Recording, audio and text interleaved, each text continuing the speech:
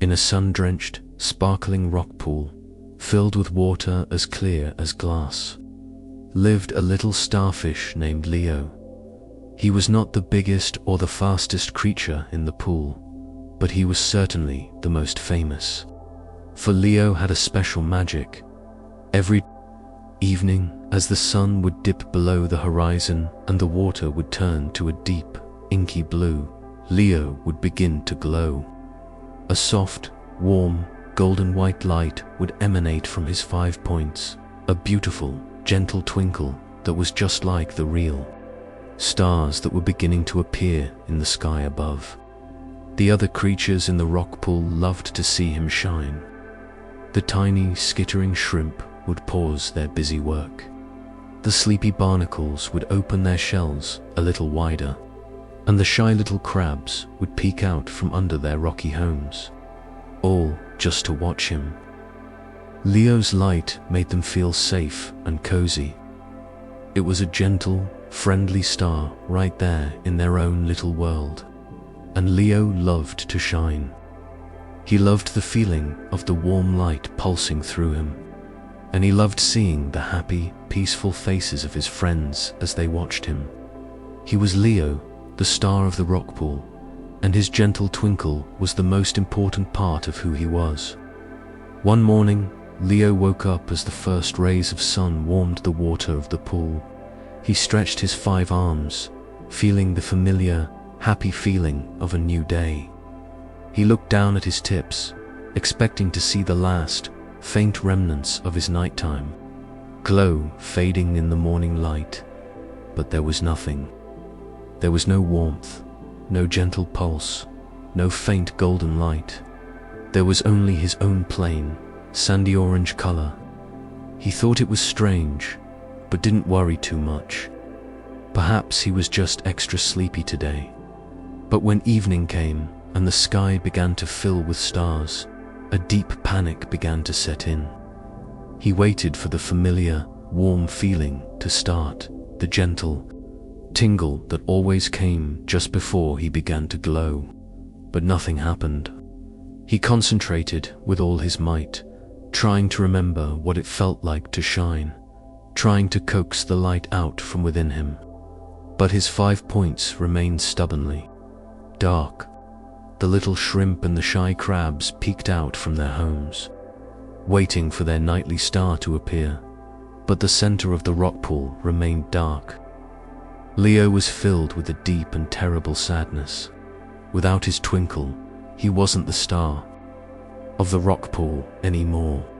He was just an ordinary, bumpy, orange starfish, feeling ashamed and terribly plain. Leo crept away from the center of the rock pool and hid himself in a dark, lonely crevice between 2 large rocks where no one could see him. He didn't want his friends to see him like this. He felt like a failure. He stayed there for a whole day, feeling his sadness grow heavier and heavier. Just as he was beginning to think his light would never return, a gentle, shimmering presence appeared at the entrance to his hiding place. It was Coral, a kind young mermaid who often visited the rock pools to talk to the smaller creatures. Her seafoam green hair floated around her like a halo, and her coral pink tail shimmered with a soft light of its own. She had a kind, gentle face and a smile that could calm the most frightened of fish. She had noticed that the little rock pool's friendly star had not shone the night before, and she had come to see if everything was all right. She peeked into the dark crevice, her eyes full of concern. "Leo," she whispered, her voice as soft and as gentle as the lapping tide. "Are you in there? We missed your beautiful light last night." At the sound of her kind voice, a single, salty tear welled up in Leo's eye and mixed with the salt water around him. Leo slowly crept out of the crevice and told Coral his sad story. He explained how his twinkle was gone, how he felt plain and ordinary, and how he was too embarrassed to face his friends.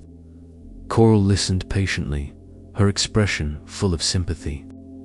When he was finished, She didn't tell him not to worry.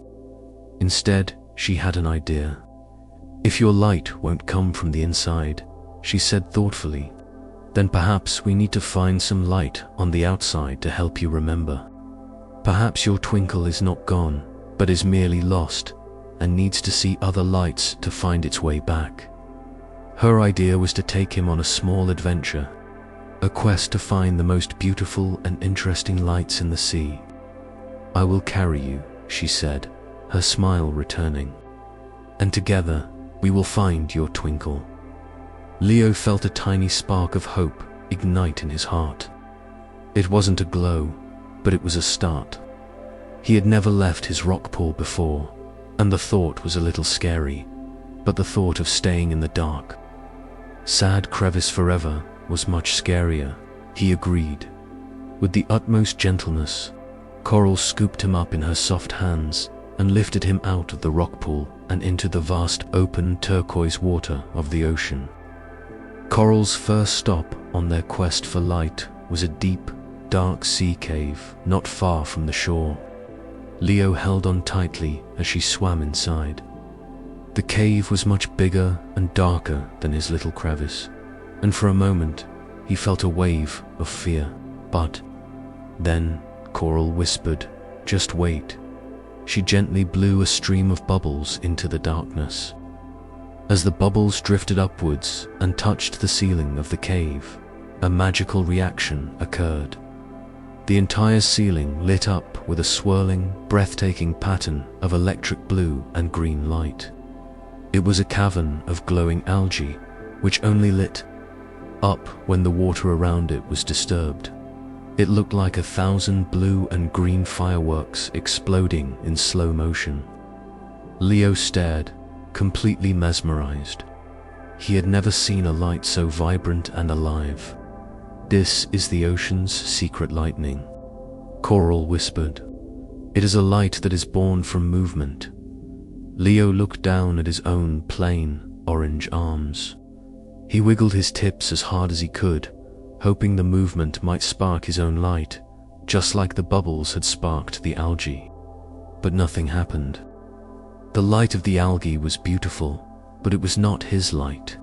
He sighed a small, disappointed sigh, and Coral gave him a gentle, reassuring pat. "Do not worry," she said. "This is only our first stop. There are many kinds of light in the sea." Coral swam them deeper, down to a quiet, sandy seabed where a community of giant clams rested. Their shells were open just a little, and from within each one, a soft, perfect, white light was glowing. This was the Pearl Garden, where the oldest clams in the ocean spent their centuries slowly creating magnificent, luminous pearls. The light from the pearls was very different from the algae. It wasn't a sudden flash of brilliance. It was a deep, steady, and serene glow, a light that seemed to be full of ancient peace and patience. "This is the ocean's quiet moonlight," Coral explained softly. "It is a light that is born from time." Leo looked at the beautiful, steady glow of the pearls. This light felt more like his own. It was calm and constant. He tried to be patient, to sit very still in Coral's hands and wait for his own light to slowly emerge, just like the pearls. He waited and waited, watching the gentle, unwavering light of the giant pearls, but his own skin remained a dull, matte orange. The light of the pearls was peaceful and beautiful, but it was not his light. He felt another pang of disappointment. His quest was proving much harder than he had thought. He was beginning to think that perhaps his light was truly gone, forever, and that no other light in the world could bring it back. Coral, seeing the sadness in Leo's little eyes, gave him a reassuring squeeze with her thumb. "Don't lose hope, little friend," she whispered. "There is one more light I want to show you." But as she turned to swim on, she heard a tiny, worried, clicking sound. Hiding beneath a broad, flat piece of coral was a small mother-of-pearl scallop. Her shell, which should have been tightly closed for the night, was slightly ajar, and she was clicking her two halves together with a frantic, worried rhythm. "What's wrong?" Coral asked gently. The little scallop explained that her youngest child, a tiny scallop no bigger than Leo's smallest tip, had drifted away on a sudden current and was lost somewhere in the dark, shifting sands. She was too frightened to leave her other children, to go and look for him. A wave of sympathy washed over Leo. He knew what it was like to feel small, lost, and alone in the vast, dark ocean. Even though his heart was heavy with his own sadness, he felt a strong urge to help. "Coral," he said, his voice quiet but clear, "could you look for him? I can stay here and watch over the others.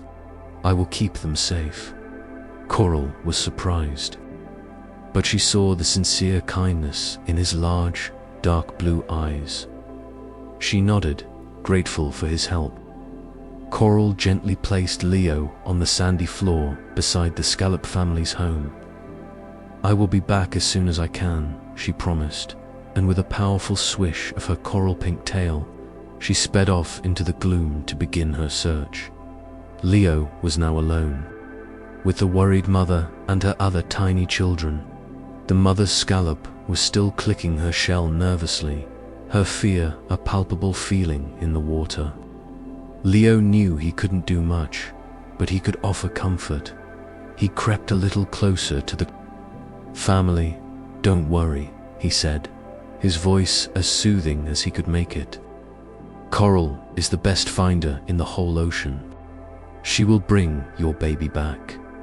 He then began to tell them a story, a simple tale he knew from his own Rockpool, about a brave little shrimp who had once found a beautiful lost pearl. He didn't have a loud voice, but it was steady and kind. As he spoke, something magical began to happen. A tiny, faint, golden flicker of light sparked to life at the very tip of one of his points. It was so faint he didn't even notice it himself. He was too focused on comforting the worried family. He just kept talking, his kind words a small shield against the vast, dark emptiness of the deep sea. The mother scallop's frantic clicking began to slow down as she listened to his gentle voice, her worry soothed by his simple act of kindness. Soon, Coral returned, and nestled safely in her hair was the tiny, lost scallop, who was joyfully reunited with its family. The mother scallop clicked her shell with pure happiness and gratitude. Leo felt a warm feeling in his chest, and he noticed that the tiny spark on his arm seemed to glow a little brighter. "Thank you, Leo," Coral said. "That was a very kind thing to do." She gently scooped him up again, and they continued their journey. Not long after, they came across a patch of tough, tangled seaweed. Caught in the thick, green strands was a small, elderly seahorse, his tail hopelessly knotted. He was exhausted from trying to pull himself free. "Oh dear," Coral said softly. "He's in a terrible tangle." The knots were too tight and too small for Coral's large fingers to undo. "I can help," said Leo, his voice a little more confident. "Now, my arms are small and nimble." Coral brought him close to the tangled mess. Leo reached out one of his points and began to work patiently at the stubborn knot. It was difficult work. He had to poke and pry and wiggle, carefully loosening one strand at a time so as not to hurt the old seahorse. He worked for a very long time, never giving up, focusing all of his attention on freeing the trapped creature. With one final, careful push, the last strand of seaweed came loose, and the old seahorse was free. He gave a tired but incredibly grateful little bow. "Thank you, little star," he wheezed softly. "You have a very kind heart," as the seahorse swam away. A feeling of deep satisfaction washed over Leo. He had done something truly helpful. He looked down at himself, and to his astonishment, the entire point that he had used to untie the knot was now glowing with a soft, warm, golden white light. It wasn't just a spark anymore. It was a steady, gentle twinkle, just like he used to have. He looked at Coral, his dark blue eyes wide with surprise and joy. Coral smiled, her own eyes sparkling with understanding. "It seems you found a little of your light, Leo," she said, "not by looking for it, but by giving your help to someone in need." Leo looked at his glowing arm and then back at the path the old seahorse had taken. A wonderful, new idea was beginning to dawn in his heart. Perhaps his light wasn't something he could find, like a lost pebble. Perhaps it was something he had to create. Leo was so excited by his discovery that he didn't want to look for more lights anymore. Instead, he wanted to look for more creatures to help. "Coral," he said, his voice full of a new, happy energy, "are there any other friends who might need our help?" Coral smiled at his enthusiasm. "I think I know just the one," she said. She swam them to a small, sandy clearing surrounded by colorful brain coral. Hiding under a ledge was a tiny baby crab, no bigger than a seashell. He was crying, and his tears were tiny, shimmering bubbles that floated up into the water. His mother was nearby, trying to comfort him, but he wouldn't stop. "What's the matter, little one?" Coral asked. The mother crab explained that her baby had lost his favorite little pearl, a tiny, smooth, white pearl that he carried everywhere to make him feel safe. He had dropped it somewhere in the big, sandy clearing, and now he was too sad to even look for it. "Don't cry," Leo said, his voice full of a warmth and confidence he had never felt before. "We will find your pearl for you." He asked Coral to place him on the sand, and he began his search. The sandy clearing was very big, and a little pearl was a very small thing to find. But Leo was determined. He began to move across the sand, his 5 points shuffling in their funny starfish walk. He looked under every little pebble and peeked behind every blade of sea. His one glowing arm cast a small, warm light on the sand, helping him to see into the darker corners. It was a slow and difficult search. Several times he thought he had found it, only to discover it was just a white pebble or a piece of a broken shell, but he did not give up. He was filled with a deep sense of purpose, a powerful need to help the sad little crab. His focus was entirely on his task, on his desire to bring comfort to the crying baby. As he searched, so focused on helping another, he didn't notice that his other points were beginning to glow. First one, then another, then a third, until 4 of his 5 points were shining with that same beautiful golden white light. The more he focused on the little crab's sadness, the brighter his own light became. He was literally glowing with compassion. Finally, his glowing arm cast its light on something small, round and perfectly white, half hidden beside a small tuft of seagrass. It was the lost pearl. "I found it," Leo called out happily.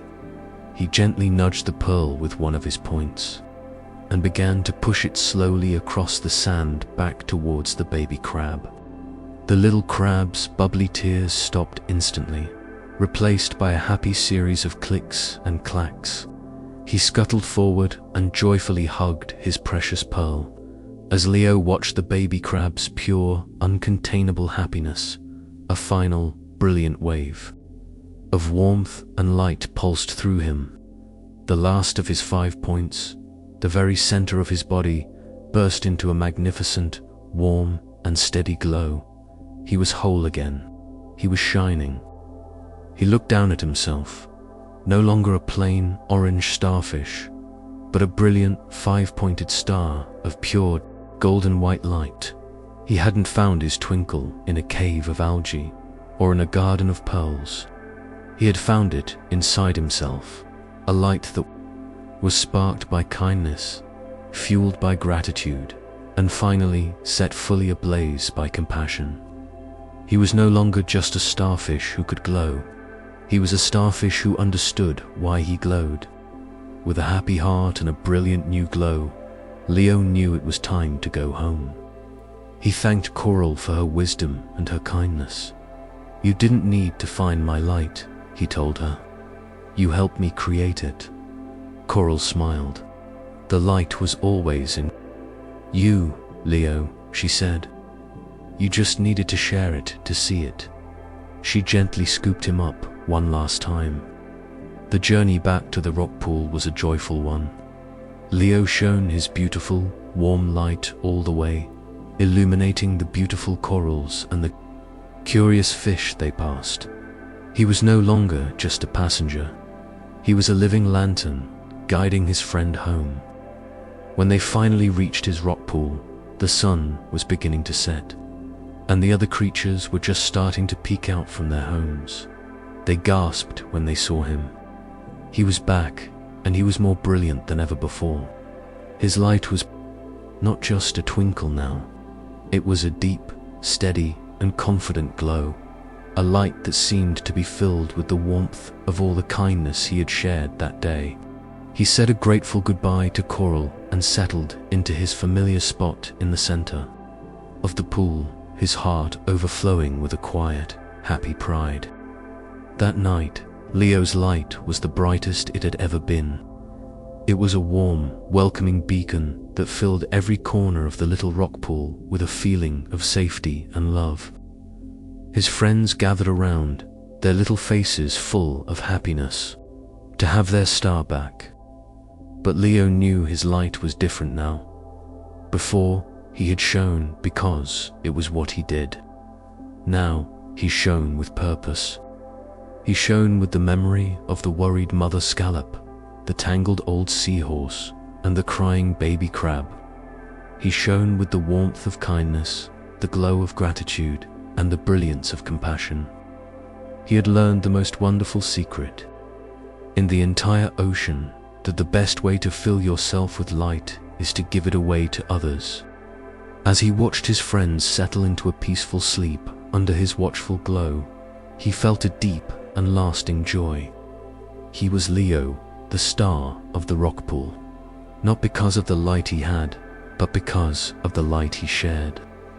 And he promised himself that from that day on, he would spend his days looking for anyone who was lost in the dark, so he could share his special twinkle with them. And so, Leo the little starfish learnt that the brightest light of all comes not from trying to shine, but from sharing your kindness with others. Now, it's your turn to find your own gentle glow. Close your eyes, think a kind thought, and drift off into a warm and peaceful sleep. Good night. If you enjoyed our fable tonight, we hope you'll join us again. Please like and subscribe to Bedtimes Fable to help us share more gentle stories with the world. Sweet dreams.